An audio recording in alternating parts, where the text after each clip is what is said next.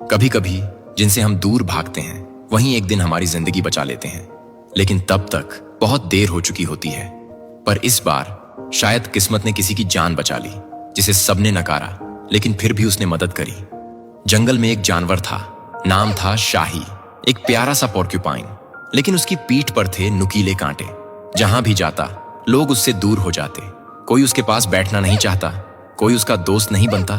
सभी यही कहते, देखो कांटों वाला आ गया, उससे दूर रहना वरना उसके कांटे तुम्हें चुभ जाएंगे। शाही चुपचाप सब सुनता लेकिन कुछ नहीं कहता। वो बस हर रोज अकेला होता जा रहा था, जैसे उसकी जिंदगी में रंग कम और चुभन ज्यादा हो गई थी। एक दिन दोपहर को जंगल के पास एक नन्हा कंगारू बच्चा खेलते खेलते एक गहरे सूखे कुएं में गिर गया। उसकी मम्मी उसे ढूंढती रही लेकिन वो कहीं नहीं मिला। सिर्फ उसकी धीमी सी चीखें कुएं से बाहर आ रही थीं, और कुएं में थे कुछ खतरनाक मगरमच्छ जो उस सूखे तल से धीरे धीरे ऊपर की तरफ सरक रहे थे। शाही उधर से गुजर रहा था। उसने चीख सुनी, वो रुका और धीरे धीरे कुएं के पास आया।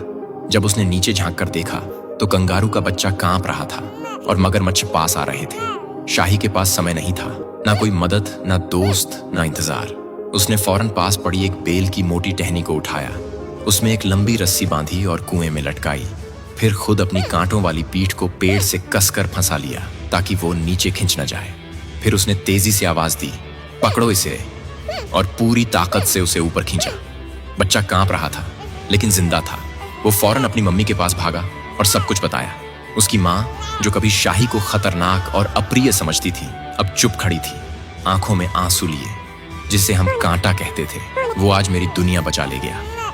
कभी कभी जो बाहर से चुभते हैं वही अंदर से सबसे मुलायम होते हैं। शाही को शायद आज भी कांटे हैं, लेकिन अब जंगल जानता है वो कांटे किसी को चुभाने के लिए नहीं, किसी को बचाने के लिए हैं। किसी की बाहरी बनावट से मत आंकिए, क्योंकि जो दूसरों से अलग दिखता है वही एक दिन सबसे अलग काम कर जाता है।